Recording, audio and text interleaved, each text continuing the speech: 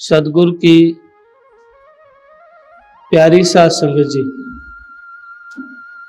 परमपिता परमात्मा की बड़ी रहमत होती है, बड़ी दया होती है, तब जाकर के हमें सत्संग मिलता है, सत्संग में बैठना होता है। अभी जो वाणी गा रही थी, ये वाणी स्वामी ब्रह्मानंद की है। ब्रह्मानंद बड़ी ईमानदारी से सत्संग किया करते थे, सत्संग सुना करते थे, बड़ा चाव था उनके भीतर में। नितानंद सत्संग का सदा हमारे चाव। तो ब्रह्मानंद जी महाराज को सदा चाव था, सत्संग की रुचि रहती थी। तो वो सत्संग में बैठ, एक रेलवे स्टेशन मास्टर थे, ड्यूटी पे जा रहे थे, तो रास्ते में सत्संग हो रहा था। तो क्या किया कि वो सत्संग में देखा टाइम के अभी काफी टाइम है, थोड़ी देर के लिए सत्संग में बैठ जाते हैं। तो स्वामी ब्रह्मानंद जी 5 मिनट के लिए बैठे थे, लेकिन समय का ध्यान नहीं रहा। जो सत्संग में प्रसंग था, चर्चा थी, तो समय का ध्यान नहीं रहा। तो क्या हुआ, जब सत्संग समाप्त हुआ, ब्रह्मानंद जी ने देखा टाइम कि आज तो नौकरी गई।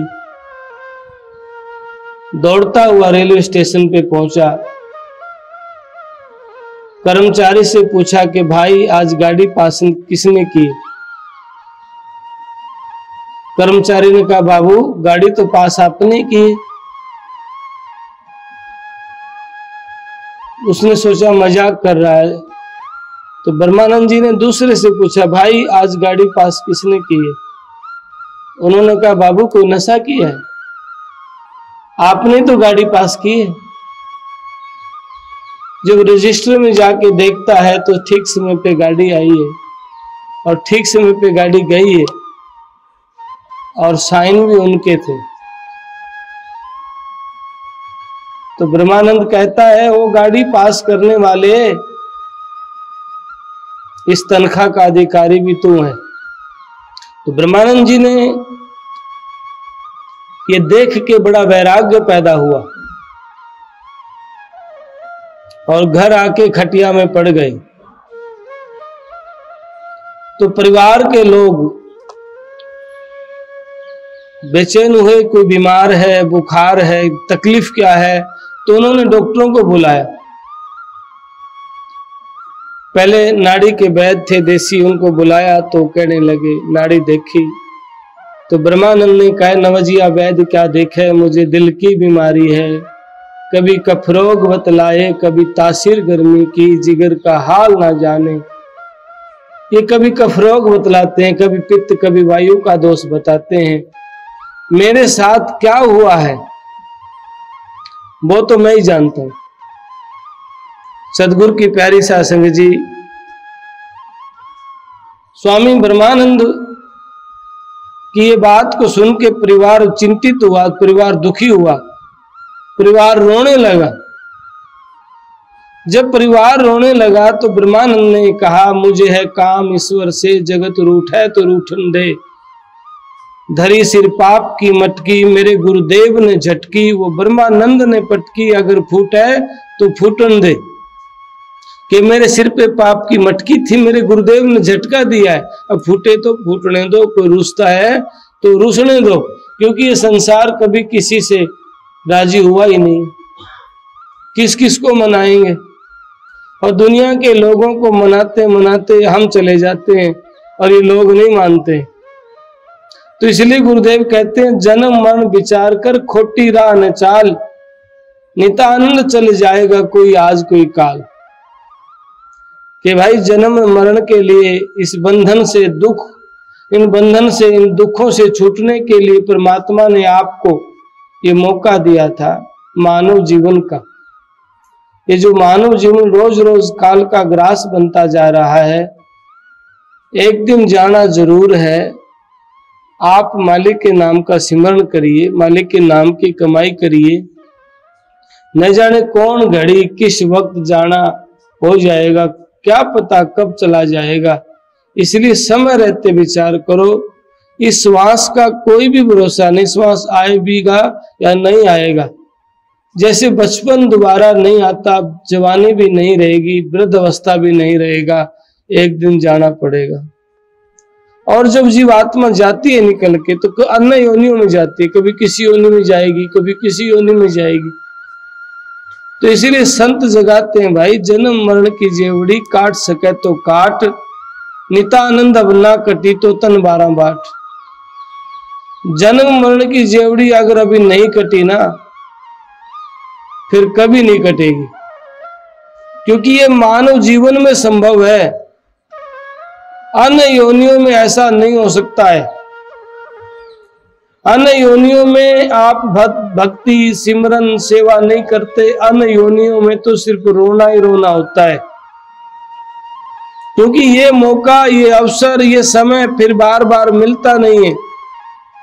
इसलिए संत बड़ा जोर दे के समझाना चाहते हैं, पर इस जीव को समझ में क्यों नहीं आता। अनंत जन्मों की गंदगी, चित्त वृत्तियां, विकृतियां, दोष भरे हुए हैं, और इसलिए ध्यान मालिक की तरफ ध्यान नहीं है, दुनिया की तरफ ध्यान रहता है। हर थोड़ी देर के बाद फिर ध्यान चला जाता है, हर थोड़ी देर के बाद में फिर विचार चला जाता है। कल किसी ने मेरे से प्रश्न किया, महाराज जी विचार शांत नहीं होते हैं।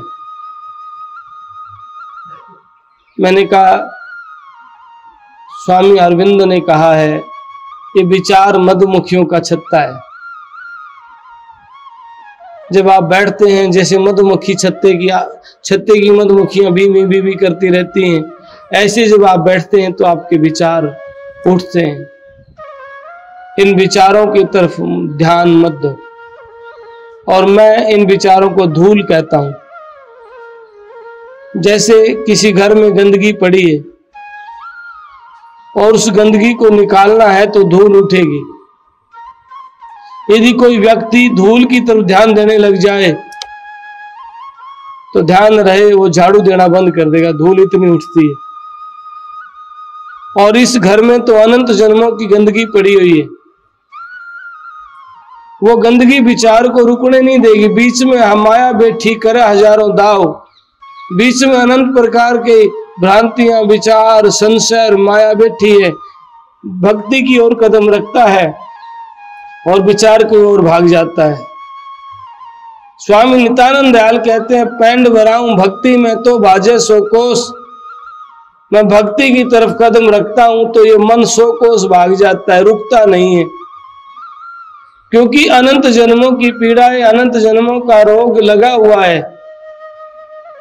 और ये सब मानव जीवन में आप सत्संगत करके, साध संग करके, महापुरुषों की सेवा करके, सिमरण करके, नाम की कमाई करके इस जीव को काल के जाल से बचाया जा सकता है। क्योंकि सेवा सिमरण से कर्तापन का अहंकार खत्म होता है। व्यक्ति को छोटी छोटी बातों पे अहंकार आ जाता है, जातियों का अहंकार आ जाता है, परिवारों का अहंकार आ जाता है, मेरा परिवार ऐसा, मेरा परिवार ऐसा। कोई पूछे आप कैसे हो, फिर खुद का, अगर अच्छी जगह पे बैठा है तो खुद को अहंकार आ जाता है। जबकि इस बात का कोई भी बोध नहीं, अनुभव नहीं, विचार नहीं कि प्राणी अहंकार ना करिए। आज तक जिसको अहंकार हुआ वो मिट्टी में मिला, वो बर्बाद हुआ है, वो खत्म हुआ है। फिर स्वामी नित्यानंद दयाल कहते हैं, हिरणाकुश लंकपति जग में भय प्रचंडा, अहंकार कर मिले गर्द में पूरे भूमि पे पिंडा। हिरणाकुश और लंकपति रावण जो लंका के मालिक थे, उनके अंदर अहंकार आया, आपने देखा है रामायण में। जिसने मौत को भी, काल को भी अपने खुट्टे के बांध रखा था, जिसने बड़ी बड़ी शक्तियों को अपने पांव के बांध रखा था, जो खाट के पांव के, उस रावण ने भी मरना पड़ा, उस रावण का भी शरीर मिट्टी में मिल गया। गुरुदेव कहते हैं सागर पीवे चलू भर सो भी मिल गए धूल। जो सागर को एक चलू भर के पी जाते थे वो भी मिट्टी में मिल गए। इसलिए अहंकार अभिमान नहीं करना है, जाना निश्चित है, अटल सत्य है। भक्ति मार्ग में जब हमारे भीतर में ये बोध होने लग जाए, हमारा जीवन दुनिया के लोगों से शिकायत रहित होने लग जाए। हम भरे हैं गंदगी के, कभी किसी से शिकायत, कभी किसी से, लोगों को तोलते रहते हैं, ये अच्छा है, ये बुरा है। जबकि हमारे महापुरुष कहते हैं बुरा खोजन में गया, बुरा मिला न कोई, जब तन खोजा अपना मुझसे बुरा न कोई। जब हमने अपने आप के भीतर झांक के देखा तो सारी बुराइयां, सारी गंदगी तो हमारे भीतर भरी पड़ी है। हम चतुराई से अपने आप को बचा के दूसरे को दोष लगाने का प्रयास करते हैं। दुनिया में चतुर हो सकते हो, समझदार हो सकते हो, लेकिन ये अहंकार भक्ति मार्ग से हमें दूर ले जाएगा, भटका देगा। बड़े बड़े राजा, बड़े बड़े महाराजा, त्यागी वैरागी अहंकार की वजह से बर्बाद हो गए। इसलिए अपने जीवन में सहज और सरलता धारण करके मालिक के नाम की कमाई और सिमरण करिए, ताकि हमारे भीतर किसी भी प्रकार का मान अहंकार ना आए और हमारे भीतर रुचि पैदा हो मालिक के नाम की सिमरण करने की, सेवा करने की। क्योंकि ये मन है ना, भक्ति की तरफ राजी नहीं है, विषय विकार की तरफ दौड़ता है, संसार की तरफ दौड़ता है, अलग अलग रास्ते निकाल लेता है। मंदिर में होते हुए भी ध्यान सिमरण करना चाहिए, लेकिन ख्याल वृत्तियां कोई और रहती हैं। कहीं जूते ठीक जगह निकाल के आए कि नहीं आए, कभी कोई ले जाए। क्यों? वो माया आगे भक्ति से तोड़ के जूतों की तरफ चला गया, माया आगे कहीं और विचार चला गया, कहीं और चला गया। और ऐसा होता है, सभी के अंदर होता है, आप हम कोई नए नहीं है। इसलिए तो गुरुदेव कहते हैं अरब खरब में एक महल को जाए रे। कोई श्रद्धावान, कोई विश्वास करने वाला व्यक्ति जब नाम की कमाई करता, तपस्या क्या है? दोनों में जलना अलग बात है, पानी में खड़ा होना अलग बात है, ये शरीर की साधना है। लेकिन मन की साधना के बिना आपकी यात्रा नहीं होगी, आपको परमात्मा का दीदार नहीं होगा, मालिक के दर्शन नहीं होंगे। पानी में खड़ा होना, दोनों में जलना, ये शरीर की साधना के अंतर्गत आता है। लेकिन मन की साधना, हर स्थिति में अपने मन को ठीक करना, ये अभ्यास की जरूरत है, यही तपस्या है, यही साधना है। जब आपका मन हर स्थिति में राग द्वेष से परे होने लग जाए, आपका मन किसी की निंदा के प्रति आपके विचार आए तो उसको रोके नहीं, मुझे निंदा नहीं करनी है, क्योंकि जानता हूं आज किसी की निंदा करते हैं तो संत कहते हैं ये निंदा करने वाला व्यक्ति बिना पैसे का मजदूर है। बिना पैसे का मजदूर कैसे? कि हमारी जो पाप है, हमारे जो दोष हैं, वो निंदा करने वाला अपने आप खींच लेता अपनी ओर। स्वामी नित्यानंद जी महाराज कहते हैं निंदा सा पातक नहीं इस दुनिया के बीच, धर्म धर्म छेड़े नहीं पाप पाप ले खींच। के निंदा करने के समान कोई पापी, कोई दोष नहीं है। और इस निंदा करने से न जाने कितने लोग, कितने परिवार बर्बाद हो गए, एक दूसरे की इधर उधर कर देते हैं और बड़े बड़े घर बर्बाद हो जाते हैं। मेरे सामने एक परिवार आया और वो परिवार इसी वजह से बर्बाद की स्थिति में हो रहा था और दोनों भाइयों को अलग कर दिया, बड़ा भारी विवाद हो गया। एक दिन बड़ा भाई बैठ के मेरे पास रोने लगा, मेरे पास आया, रोने लगा। मैंने पूछा क्या बात है, क्यों रो रहे हो? पहली बार आया था, कहने लगा महाराज हम दो भाई थे, दो भाई हैं, दोनों में बड़ा प्यार था, लेकिन विवाद बढ़ गया, दोनों भाई अलग हो गए। और माँ को कहता है वो रखेगा वो रखेगा। जिस माँ ने पैदा किया, आज मेरी माँ की वह स्थिति है।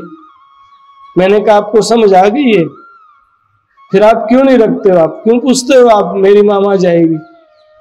जिस जननी ने आपको जन्म दिया है, जिस जननी ने आपको हर वक्त संभाला है, छोटी अवस्था में गोमूत्र आपका बार बार संभालती थी, आज उस जननी से आप दूर होते जा रहे हो। आप धर्मात्मा पुणात्मा होने की घोषणा करते हो। जब तक आपके भीतर दया नहीं है, सील नहीं, संतोष नहीं, प्रेम नहीं, आप पात्र कैसे होंगे परमात्मा को पाने के। घर छोड़ने से कोई सन्यासी थोड़ी होता है। कहने लगा मेरी गलती है, पर बच्चे परिवार जिद करते हैं, जिसकी वजह से दोनों परिवारों में बड़ा फ्रैक्शन आ गया, बड़ा विवाद हो गया। मैंने गहराई से पूछ रो रहा था तो मैंने उसकी गहराई जाननी चाहिए, और असली वजह कुछ नहीं था। कोई चुगलखोर व्यक्ति जो होते हैं, नुगरे जो व्यक्ति होते हैं, उन्होंने दोनों भाइयों के बीच में संशय पैदा कर दिया। संशय पैदा कर दिया तो दोनों में विवाद पैदा हो गया। मैंने दोनों भाइयों को बुला करके समझाया, गुरु महाराज की दया हुई, दोनों को समझ में आ गई। अलग तो हुए भाई, होना ये आज नहीं तो कल, लेकिन दोनों अलग तो हुए, घर एक कैसा हो गया। तो सतगुरु की प्यारी साध संगत जी, आज जो समाज का मुख्य दुख क्या है, हम इतने स्वार्थी हो गए, इतने लालच में अंधे हो गए कि जिन्होंने पैदा किया माँ बाप, हम उनको लात मार के मंदिरों में सेवा करके परमात्मा को पाना चाहते हैं। और ऐसा मैंने देखा है लोगों के अंदर। मैं स्पष्ट कहता हूं, ऐसे लोगों की आध्यात्मिक यात्रा कभी शुरू नहीं हो सकती है। भक्ति करने वाला व्यक्ति इतना ऊंचा पवित्र उच्च विचार का होता है, वो दूसरे पड़ोसी का भी दुख नहीं देख सकता, यथा समर्थ सेवा करेगा। क्योंकि तुलसी साहब कहते हैं दया धर्म का मूल है, पाप मूल अभिमान, तुलसी दया न छोड़ी जबल घट में प्राण। तुलसी साहब कहें जबल घट में सांस है आप दया मत छोड़िए, क्योंकि मन नेकी कर ले 2 दिन का मेहमान। ये जीव 2 दिन का मेहमान है, पता न कब चला जाएगा, पता नहीं कब जाना हो जाए। और ये मिट्टी, ये दौलत, ये शोहरत पड़े के पड़े रह जाएंगे, तिनका भी साथ नहीं जाएगा। सत्संग इकतारा घड़ुआ पीटने का नाम सत्संग नहीं है, नाचना कूदने का नाम सत्संग नहीं है। सदगुरु की प्यारी साध संगत, सत्य परमात्मा ईश्वर को अपने साथ महसूस करना वो सत्संग है। और सत्य का जब संग करने लग जाएंगे तो राग द्वेष ऑटोमेटिक समाप्त हो जाएंगे, मिट जाएंगे, खत्म हो जाएंगे। क्योंकि मेरा सत्य, मेरा साईं, मेरा धनी, मेरा परमात्मा मेरे साथ है, मुझे देख रहा है, इसलिए मुझे खोटा नहीं करना है, मिथ्या व्यवहार नहीं करना, मिथ्या विचार नहीं आना है भीतर में। जब ऐसा आपके भीतर आने लग जाए तो आप सत्संगी हो गए हैं। और देर सवेर आपकी आंतरिक यात्रा भी होगी, देर सवेर आपके भीतर दीदार भी होंगे, दर्शन भी होंगे। और वहां दर्शन से, जिसके देखने से सारी जन्म जन्म के दुख मिटते हैं, पीड़ाएं मिटती हैं, ऐसा आपके साथ हो सकता है। और ये तभी संभव है जब आपका विचार ठीक होगा, तभी संभव है जब आहार और व्यवहार आपका ठीक होगा।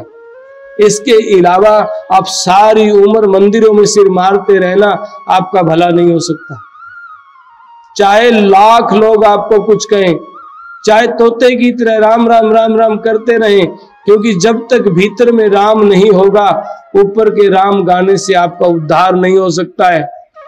इसलिए पाखंड और ढोंग की चक्करों में न पड़े, अपने जीवन को बर्बाद ना करें।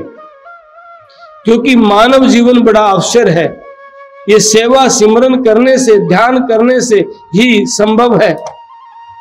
और ये तभी संभव है जब हमारा मन ज्यादा रुचि पैदा होगी सत्संग में बैठने की, सत्संग सुनने की। स्वामी नित्यानंद जी महाराज कि आज हम पवित्र प्रांगण में बैठे हैं दोपहर की आरती में, तो सदगुरु के प्यारे साथ संगत जी स्वामी नित्यानंद जी महाराज वो संत हैं जो जन्म जन्म की पीड़ाएं मिट देते हैं। आज सवेरे एक परिवार, कैंसर का परिवार था, उनकी मां के कैंसर था, आया हुआ था, कहने लगा महाराज जी हमने सारी जगह दवाई ले ली और हम थक गए हैं तभी आए हैं। और 20 दिन पहले इलाज यहां से शुरू किया था, 20% उसकी मां के आराम है, चेहरे पे रौनक थी, और आपकी दवाई ने महाराज जी बड़ा काम किया। मैं हैरान होता हूं, मेरी दवाई, मेरे पास तो कुछ दवाई है ही नहीं, ये जो दवाई दी जा रही है गुरु महाराज जी की दया से हो रहा है। मैं कई बार सोचता हूं इस दुनिया में बड़े बड़े डॉक्टर हैं, और लेकिन जब हमारे पास पेशेंट आते हैं 30-30 साल के पेशेंट, आज सुबह जो आया हुआ था एक व्यक्ति, दौरे पड़ते थे, रोज रोज दौरे, 30 साल से उसको दौरे पड़ रहे थे। तो उसका पिता कहने लगा महाराज जी ये मेरा बेटा है, हमने ओपरी पराई झाड़ा सब कुछ करवाया है, दुनिया के बड़े मेडिकलों में, दिल्ली का एम्स में भी इलाज करवाया, बड़े बड़े डॉक्टरों को इसको दिखाया है, आयुर्वेदिक भी एलोपैथिक भी सब इलाज करवाए, लेकिन इसके दौरे ठीक नहीं हुए थे आपकी या आश्रम की दवाई से।